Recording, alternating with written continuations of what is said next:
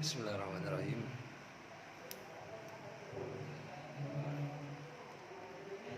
Assalamualaikum warahmatullahi wabarakatuh. Alhamdulillah, wassalatu wassalamu ala rasulillah Muhammad ibn Abdillah wa ba'du. Yang saya hormati dan saya banggakan teman-teman sekalian, Alhamdulillah, pada kesempatan kali ini kita ditakdir oleh Allah bisa bermuajah, bertatap muka dalam keadaan yang sehat walafiat. Semoga kesempatan-kesempatan berikutnya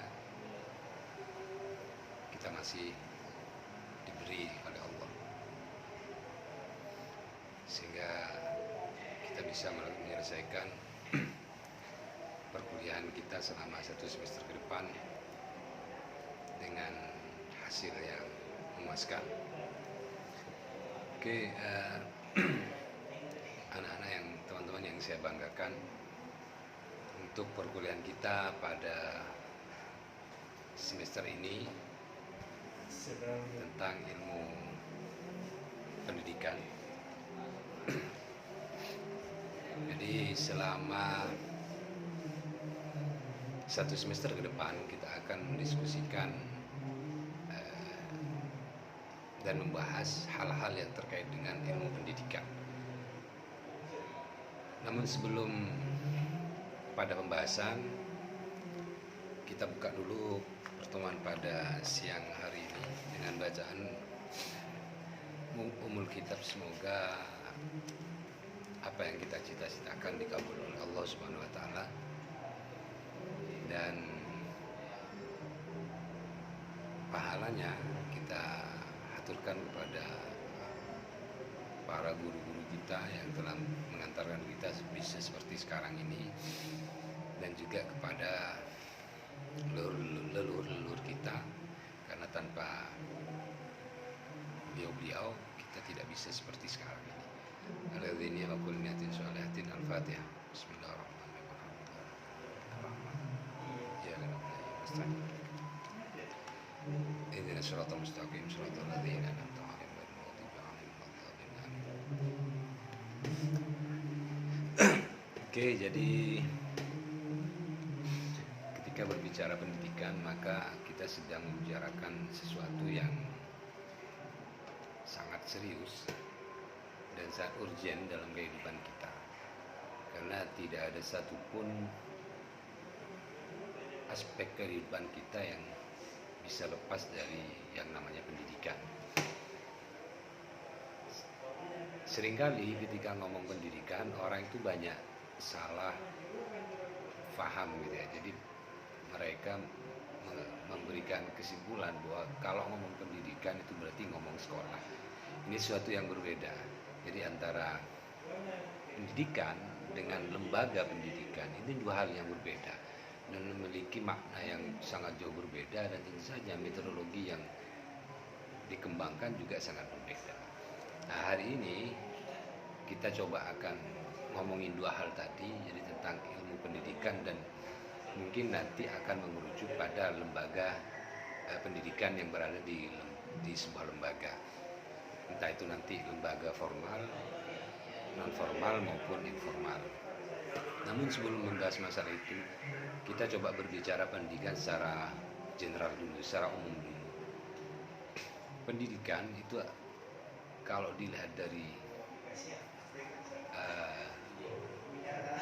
perspektif bahasa, pendidikan itu berasal dari kata didik yang ada kalimat penambahan, ada kata penambahan pe dan an, menjadi pendidikan.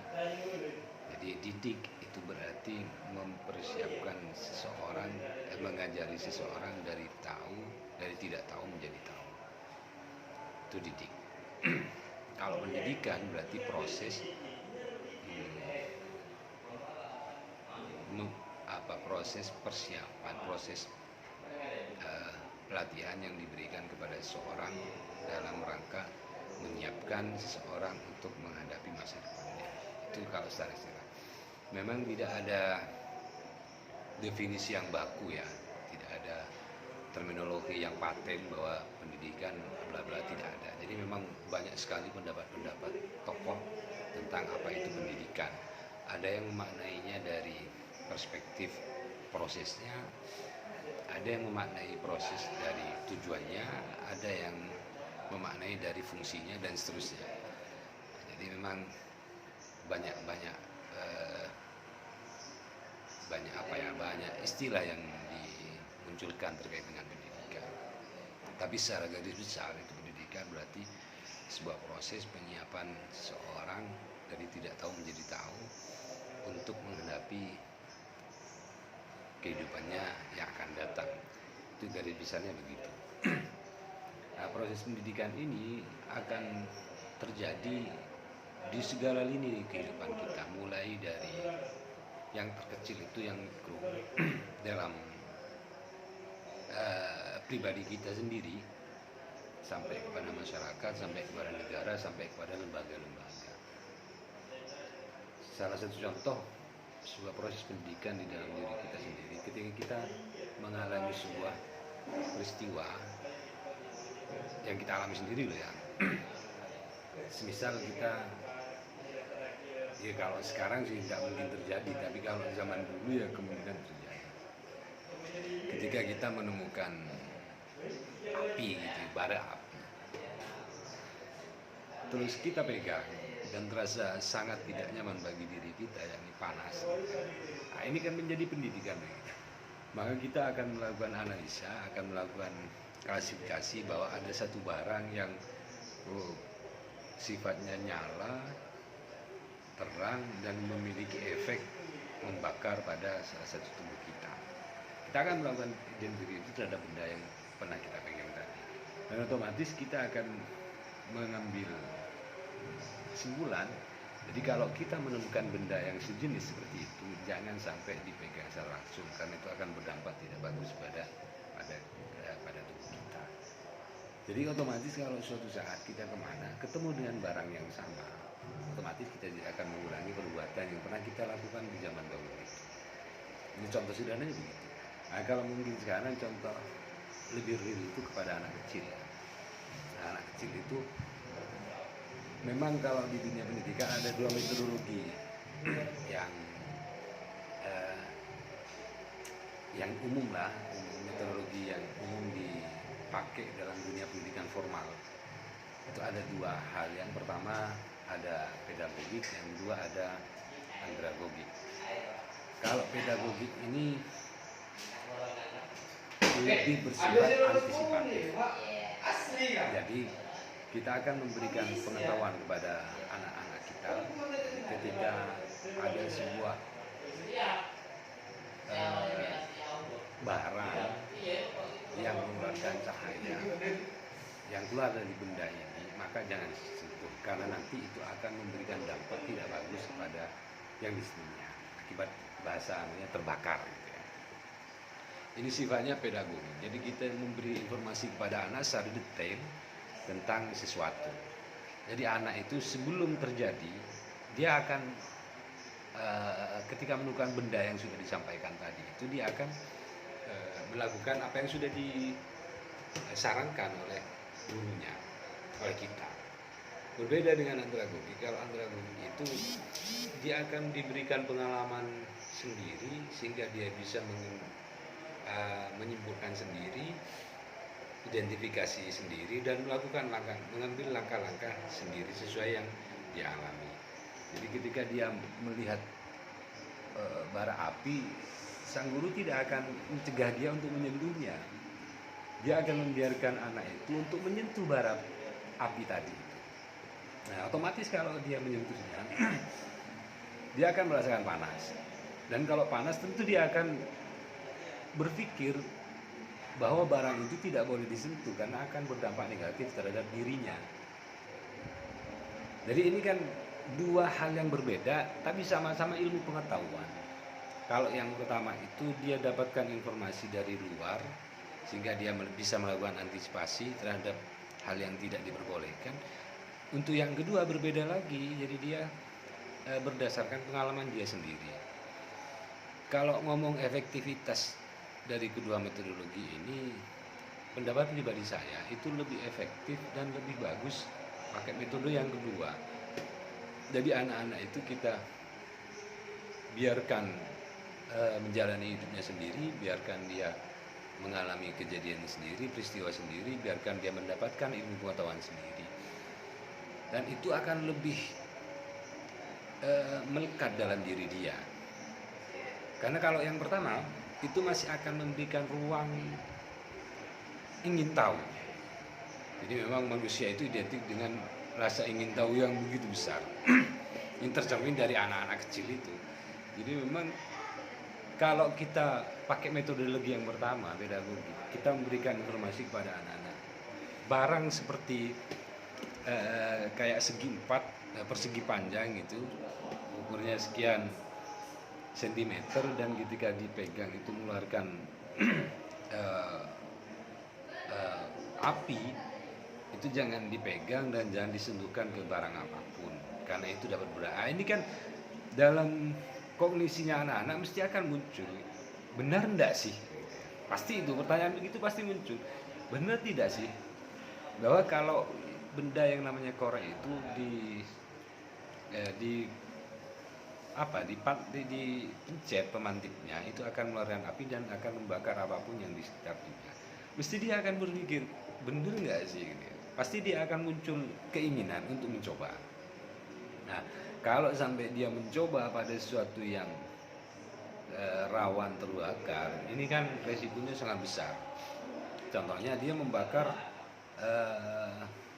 kayak kalau di rumah itu ya, kayak di kasur atau di pakaian atau barang yang memang mudah terbakar yang lainnya. Nah, kalau sampai dia rasa penasarannya itu diterapkan pada sesuatu yang seperti tadi itu gampang terbakar, ini bahaya. Tapi kalau untuk metodologi yang kedua, untuk yang andragogi tidak. Kita coba siapkan ruangan yang memang istilahnya terkontrol oleh kita ya. Jadi ada barang-barang yang bisa terbakar tapi tetap dalam kontrol kita. Jadi ketika anak kita kasih korek aja di depannya, biarkan dia main korek itu sehingga bisa saja dia megang apinya atau dia bakar sesuatu yang ada di ruangan itu. Nah ketika itu betul-betul terjadi, maka dia akan memperoleh pengetahuan secara langsung berdasarkan pengalaman dia. Paling tidak dimanapun dia berada, dia tidak akan mengulangi kejadian yang serupa. Nah ini kan efektivitasnya menurut saya itu lebih yang kedua. Ini benar pribadi. Monggo teman-teman kalau ada perbedaan pandangan, argumentasi, monggo kita sharing. Jadi kembali ke awal tadi itu. Jadi memang di awal-awal itu mulai diri kita sampai lingkungan yang lebih besar keluarga kita. Ini ada proses pendidikan. Jadi ketika mulai kita kecil, kita diajarkan untuk berjalan, kita diajarkan untuk berpakaian, kita diajarkan untuk makan, diajarkan mandi dan ini kan proses pendidikan. Karena memang pada dasarnya proses pendidikan itu bertujuan untuk memberikan bekal kepada seseorang, kepada anak, kepada manusia agar bisa survive dalam menjalankan kehidupannya dan dia bisa mengendalikan alam dan bisa beradaptasi dengan alam. Pada dasarnya tujuan menikah itu ya. Nah kalau ke belakang tidak usah kita bahas, itu sudah beda lagi. Itu bukan tujuan dasar, tapi pengembangan di keluarga itu ada proses pendidikan. Baik pendidikan yang diajarkan secara langsung maupun pendidikan yang sifatnya diberi contoh. Contoh kayak kalau keluar rumah itu kadang ada yang buka pintu, setelah dia keluar dia langsung menutup pintu kembali. Ada yang ketika dia keluar rumah dibiarkan begitu saja pintu terbuka. Nah, ini sebuah pendidikan bagi anggota keluarga yang ada di dalamnya. Nah, otomatis kalau si orang dewasa ini sering kali keluar rumah pintu dibiarkan terbuka, maka anggota yang lain terutama yang kecil-kecil yang masih anak-anak itu akan melaksanakan hal yang sama. Jadi ketika dia keluar rumah dia akan biarkan pintunya terbuka. Berbeda ketika dia setiap keluar rumah selalu ditutup lagi pintunya. Setiap keluar rumah, maka anggota keluarga yang ada di dalam rumah itu juga akan melakukan hal yang sama. Ini kan pendidikan yang sifatnya memberi contoh kepada anak. Ke lingkungan yang lebih besar lagi, ada lingkungan sosial, masyarakat di sekitar. Ada pendidikan di situ, pendidikan moral, pendidikan hukum, pendidikan adat, dan seterusnya, pendidikan agama juga. Gitu ya. Ini kan proses transformasi pengetahuan dan seterusnya banyak terjadi di situ.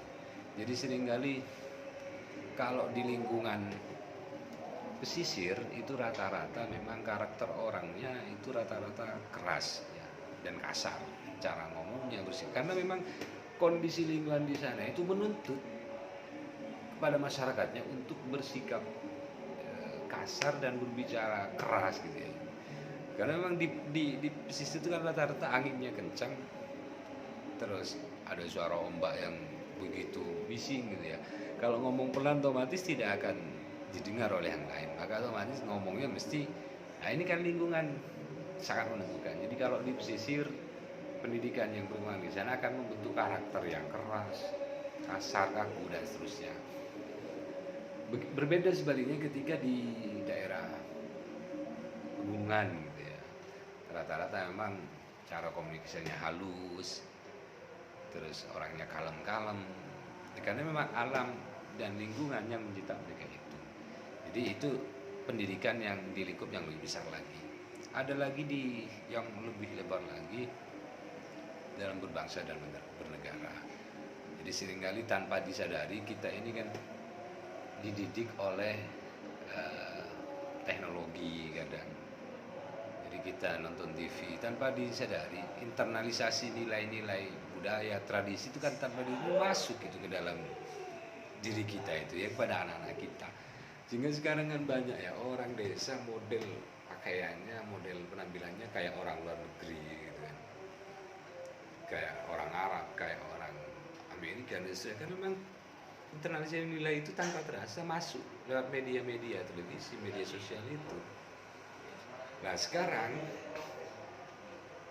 tugas dari pendidikan yang secara formal itu paling tidak memberi balancing ya, penyeimbangan antara dunia nyata dengan dunia yang seharusnya.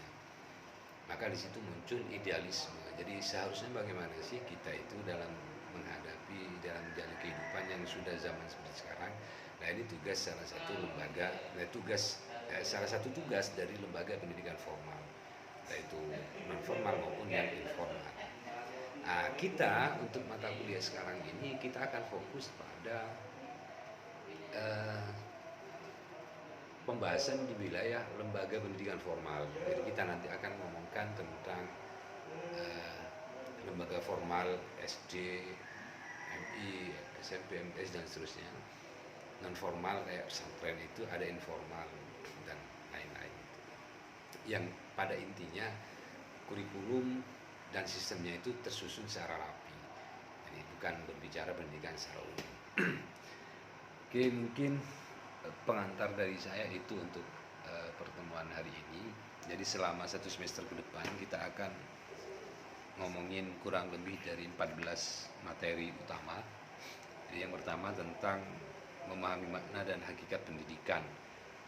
Ini nanti keterkaitan erat dengan filsafat. Jadi teman-teman haruslah sedikit banyak belajar tentang filsafat pendidikan. Mungkin kalau di tingkat SLTA teman-teman jarang ya berkomunikasi tentang atau diskusi tentang filsafat, tapi untuk dunia kita ini wajib kayaknya, karena tanpa filsafat bangunan pemikiran kita, bangunan kerangka keilmuan kita itu rapuh, karena memang filsafat itu induk dari segala ilmu pengetahuan, bahkan agama pun itu tidak lepas dari peran filsafat. For example kayak Nabi Ibrahim, coba teman-teman review lagi ya, ingat kembali. Nabi Ibrahim itu sebelum menemukan Tuhan yang sebenarnya, beliau itu berkelana kemana-mana dan menunjuk beberapa Tuhan yang sebelumnya dia yakini itu Tuhan. Beliau ketemu dengan matahari, oh ini Tuhan, gitu ya, karena mampu memberikan kehangatan dan seterusnya. Tapi ketika sudah sore gitu ya, sudah mulai turun matahari dan sudah senja sampai malam gitu kan, matahari tenggelam, loh Masuk Tuhan muncul dan tenggelam, kok tidak masuk akal. Dan seterusnya. Itu kan proses berfilsafat sebenarnya. Dia berpikir secara sungguh-sungguh tentang hakikat di balik sesuatu. Ini berfilsafat. Begitupun Nabi Musa, beliau berfilsafat. Dan bahkan Rasulullah, Nabi kita sendiri itu sebelum mendapatkan wahyu pertama kali itu beliau berfilsafat. Jadi beliau selama kurang lebih 15 tahun itu uzlah, kalau bahasa tasawufnya itu uzlah. Nah, kalau dalam bahasa filsafatnya kontemplasi. Jadi beliau ke Gua Hiro kontemplasi. Dia berpikir apa sih persoalan yang mendasar yang menyebabkan masyarakat masyarakat Mekah pada waktu itu kok bisa sangat-sangat tidak manusiawi sekali, sangat bertentangan dengan hati nurani. Manusia tidak dianggap manusia, apalagi seorang budak. Jangankan budak ya, manusia merdeka saja kalau perempuan itu kan tidak dihargai kalau misalnya. Bahkan pernah diriwayatkan Sayyidina Umar itu membunuh anaknya yang perempuan karena dianggap aib. Belum lagi sistem ekonomi yang sangat tidak adil. Ada monopoli kekuasaan di situ. Sehingga beliau berkontemplasi kurang lebih 15 tahunan lah beliau kontemplasi. Sehingga turun wahyu kan. Turun wahyu, Iqra dan seterusnya itu. Ini kan sama dengan proses berpikir para filosof-filosof yang lain sebenarnya. Jadi ada upaya berpikir secara serius tentang fakta dan fenomena yang muncul di hadapannya, sehingga lahirlah sebuah solusi. Ada Hindu, ada Buddha, semua proses sama, melewati proses berfilsafat terlebih dahulu. Jadi memang kalau teman-teman selama ini belum pernah berkenalan dengan filsafat, ya maka wajib bagi saya teman-teman mulai kenalan dengan filsafat, sehingga bangunan paradigma keilmuannya, karakternya nanti dan seterusnya itu betul-betul kuat didasari pada kesadaran yang sebenarnya. Jadi pertemuan pertama nanti kita akan bahas tentang makna dan hakikat pendidikan. Ini kaitannya dengan filsafat, nanti teman-teman baca kaitan pendidikan dan perkembangan peradaban manusia. Jadi kalau yang kedua ini kita lebih fokus pada aspek sejarahnya. Jadi mulai zaman batu ya, zaman prasejarah sampai zaman sejarah. Nanti fokusnya ke sana. Jadi mungkin nanti bisa diselipkan oleh kita lahirnya salah satu pendidikan formal itu sejak kapan, ada lembaga-lembaga kapan mulai. Nanti kita akan mungkin membahas masalah itu juga, tapi tidak secara panjang lebar karena fokusnya kita pada sejarah. Terus untuk materi yang kedua, syarat terjadinya pendidikan dan perkembangan pemikiran tokoh-tokoh besar pendidikan. Kalau di Indonesia mesti tidak bisa lepas, tidak mungkin lah, mesti ini Ki Hajar Dewantara, salah satu tokoh pendidikan kita. Untuk materi yang ketiga, bentuk-bentuk pendidikan dan munculnya teori-teori pendidikan. Jadi seperti saya bilang tadi itu ada kurikulum, ada manajemen kepemimpinan, ada pendidik dan tenaga pendidikan, ada standar pembiayaan, manajemen pembiayaan dan seterusnya. Itu kan sebuah teori-teori sebenarnya. Jadi teori-teori yang lahir seiring dengan berkembangnya zaman. Pada dasarnya teori itu muncul bisa karena sebuah kesimpulan dari pengamatan dan observasi terhadap fakta-fakta di lapangan sehingga diracik menjadi sebuah teori.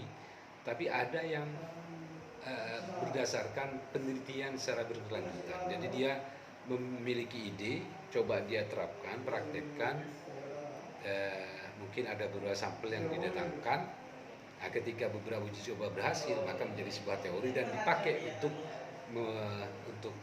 memandang fakta-fakta yang ada di lapangan. Ada dua. Ada metodologi induktif, ada deduktif dan lain sebagainya. Kita akan bahas itu. Itu yang keempat, fondasi pendidikan serta arti dan fungsi sejarah pendidikan. Kenapa kita ngomongin tentang sejarah, apa sih gunanya gitu ya, apa manfaatnya. Kalau Bung Karno bilang jas merah gitu, jangan lupakan sejarah, jas merah, jangan lupakan sejarah. Karena memang kalau kita lupa sejarah itu kita akan menjadi bangsa yang keropos.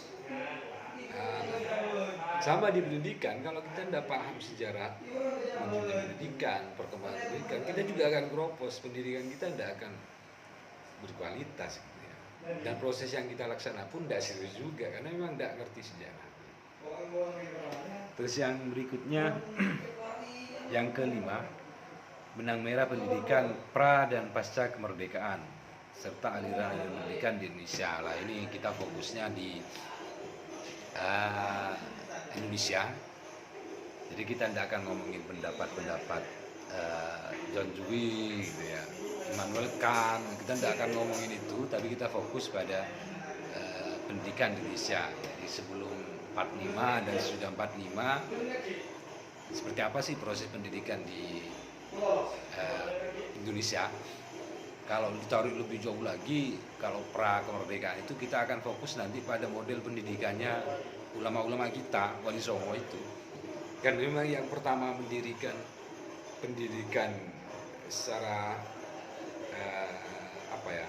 bukan resmi sih, bukan resmi, tapi apa saya bilang ya, memang kalau dibilang seperti sekarang itu beberapa kriteria pendidikan sudah ada di situ. Kayak ada sebuah ruangan, ada kumpulan orang gitu ya, ada sang guru, ada media. Ini kan berarti pendidikan lah ya. Jadi ada. Ini dimulai sejak Wali Songo. Kalau sebelum itu belum ada. Terus yang berikutnya kita akan ngomongin tentang hakikat pendidikan, hakikat ilmu pendidikan dan perannya dalam teori dan praktek di Indonesia. Untuk materi yang ketujuh, kita akan bahas tentang pengertian sistem pendidikan serta arti dan pentingnya interaksi dan interdependensi.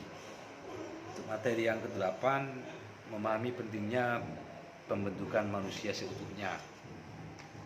Kenapa pakai manusia seutuhnya? Jadi memang manusia itu terdiri dari beberapa elemen. Kalau di filsafat perennialisme itu memandang bahwa manusia itu pada dasarnya utility, jadi penyatuan dari beberapa elemen yang tidak bisa terpisahkan. Sebab kalau beberapa elemen ini dipisahkan, maka itu tidak menjadi manusia lagi gitu ya. Disampaikan di situ ada satu, itu ada akal, yang kedua ada fisik, yang ketiga ada ruh, yang keempat ada nafsu. Nah, ini pada dasarnya manusia. Kalau salah satu hilang bagian ini dari diri kita, maka kita bukan manusia lagi. Contoh, kalau salah satu ruh gitu ya, roh sudah pergi dari tiga ini, maka tiga ini juga tidak akan berfungsi. Jadi ya ibarat ya mayat kan gitu. Mayat apa sih bedanya dengan mayatnya kambing? Ini sama aja gitu kan, tidak bisa berfungsi apa-apa dan tidak bernilai apa-apa. Atau ruh ada, nafsu ada, fisik ada, tapi akal tidak ada. Pasti kita tidak akan bilang itu manusia. Pasti kalau istilah kita kan orang gila, bukan manusia utuh gitu ya. Mesti hak dan kewajibannya pun tidak akan ada, tidak sama dengan manusia yang lain. Jadi hak dan kewajiban dicabut sudah, berarti kan setengah manusia, fisiknya aja yang mirip kita, tapi pada dasarnya bukan. Atau yang satunya kita buang, badannya gitu, jadi tinggal badannya sudah habis, ya kayak hantu kan gitu kan. Akal ya tidak fungsi, ruh juga tidak bisa, apalagi nafsu. Dia hantu ya persis hantu. Jadi memang perennialisme memandang bahwa manusia itu satu-satunya yang tidak boleh dipisahkan. Nah, terkait dengan tadi bahasa hakikat manusia seutuhnya, berarti kita nanti akan ngomongin tentang bagaimana seharusnya pendidikan terhadap ruh, pendidikan terhadap fisik, pendidikan terhadap akal, terhadap nafsu gitu kan. Kalau istilah keren sekarang itu ada IQ, intelligence questions ya. Itu biasanya untuk kognisi kita. Ada EQ, emotional questions, ada SQ, spiritual question, kan gitu kan. Itu sebenarnya istilah-istilah baru yang muncul belakangan saja. Nah, nanti kita akan ngomongin itu nanti. Yang berikutnya, memahami peran sentral pendidik dalam proses pendidikan. Ini debatable ya, nanti mungkin kita banyak diskusi terkait ini. Karena memang sekarang kan di pendidikan, di kurikulum nasional kita itu, kita lebih guru pendidik itu tidak menjadi peran sentral, tapi kita dituntut untuk memberikan peluang sebesar-besarnya kepada anak didik kita untuk berperan aktif dalam kegiatan belajar. Kita posisinya bukan abdon ya, bukan abdon dari atas ke bawah. Jadi intinya kita yang pinter, kita ngajari yang bawah, tidak.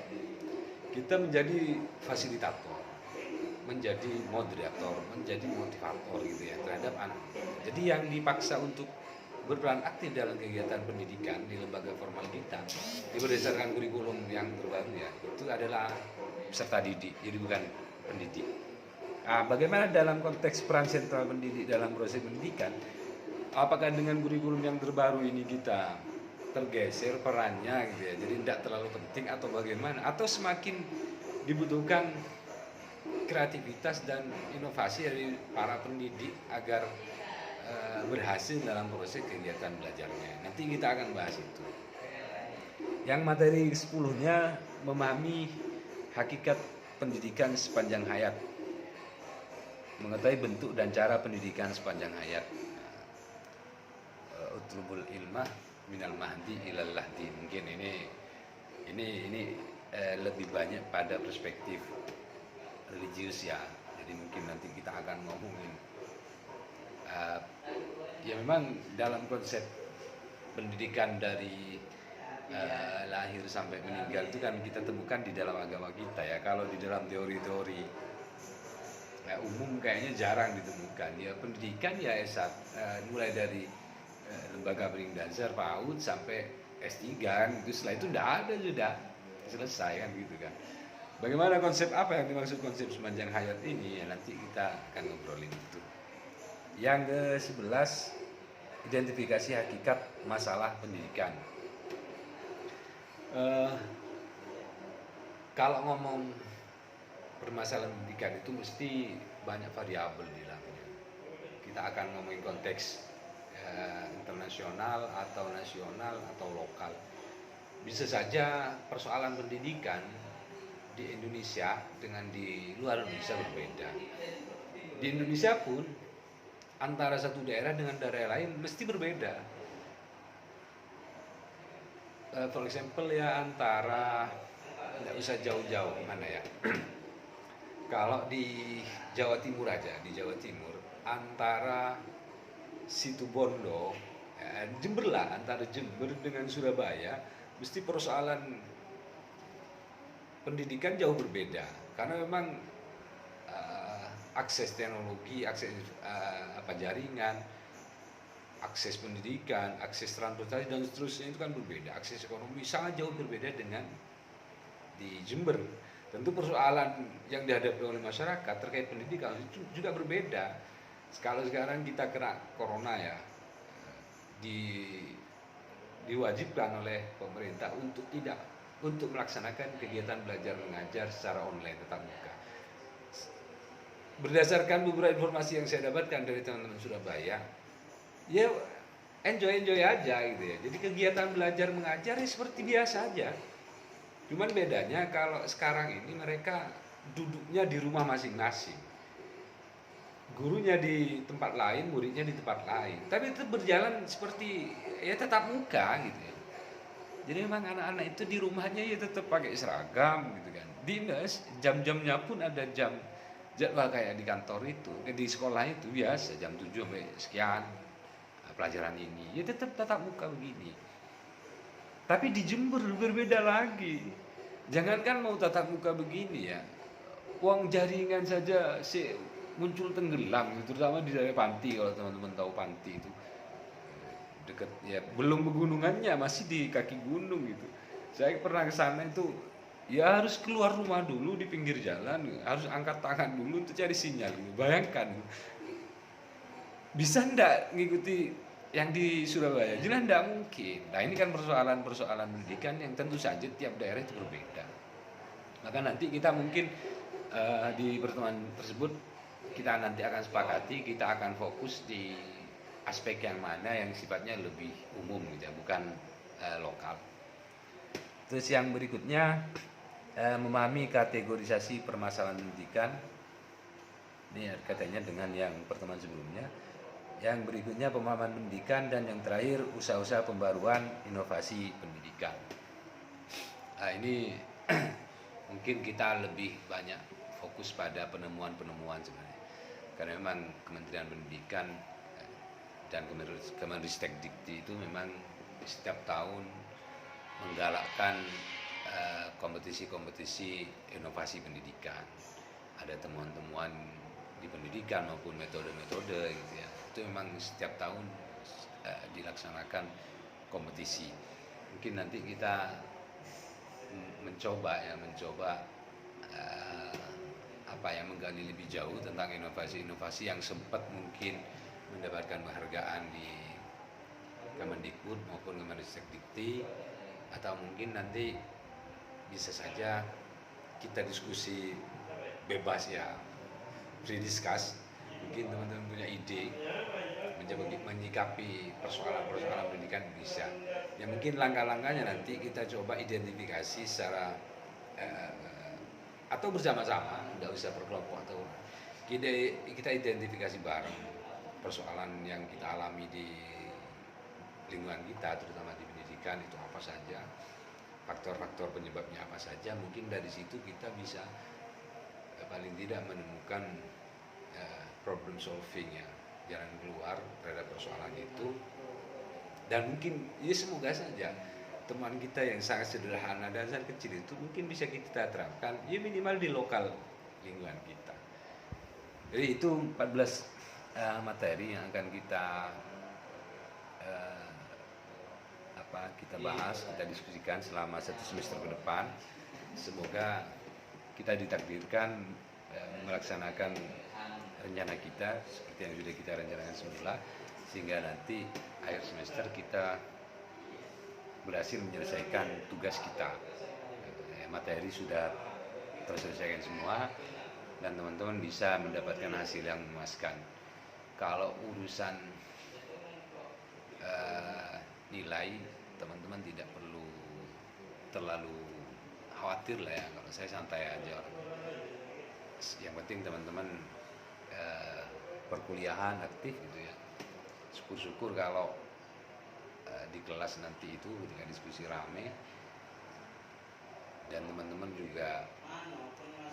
Oh ya, yang terakhir sebelum ingat, jadi seluruh anggota di kelas ini saya wajibkan untuk memiliki minimal 1 buku sebagai referensi teman-teman. Ya maksimalnya bebas, semakin banyak semakin bagus. Apalagi ada yang beli 10, saya beli 10 Pak, atau beli 14, tiap materi pertemuan itu saya beli 1 buku. Kalau ada yang begitu saya jamin sudah nilainya pasti A++. Tapi minimal lah 1 lah sebagai referensi dan pembiasaan literasi membaca. Jadi di Indonesia ini memang ya jangankan di umum ya, di lingkungan kampus saja yang katanya kaum intelektual itu sekarang tradisi membaca itu sangat rendah. Ya hanya berdasarkan pengamatan saya saja, setiap saya ke warung, kafe, kemana itu saya jarang menemukan mahasiswa itu baca gitu ya. Apalagi diskusi, baca saja jarang. Ini kan kacau. Dan tanpa membaca ya tidak bisa. Dan mau berkembang bagaimana? Informasi dari mana? Kalau hanya datang ke kampus, dengarkan, selesai pulang, habis itu jalan-jalan, nongkrong, main game online, ya. Setelah itu pulang lagi, tidur, kuliah lagi, apa dapatnya? Padahal tugas kalian itu ada 3, tugas pokoknya nanti itu, tanggung jawab kalian. Yang pertama, agent of analysis. Ini menuntut kalian untuk peka, untuk sensitif terhadap lingkungan, terhadap peristiwa-peristiwa di sekitar kalian. Terus agent of change. Jadi ketika menemukan sebuah persoalan yang tidak semestinya di luar kewajaran, maka kalian harus melakukan perubahan itu. Nah, ketika sudah ada upaya perubahan, maka langkah yang terakhir ada agent of control. Jadi tidak dibiarkan begitu saja kalian memberikan solusi, perbaikan terus ditinggal, tidak. Tapi kalian harus tetap monitoring perkembangan waktu demi waktu ke depannya. Jadi mungkin itu ya teman-teman. Jadi untuk sekarang saya kira hanya itu saja. Kita ketemu lagi hari Kamis depan, dan bangkunya sudah harus siap semua. Dan saya kira mungkin demikian saja. Let's close our meeting today by reciting Alhamdulillah. Alhamdulillah. Dari saya, Ihdinas Shiratal Mustaqim. Assalamualaikum warahmatullahi wabarakatuh.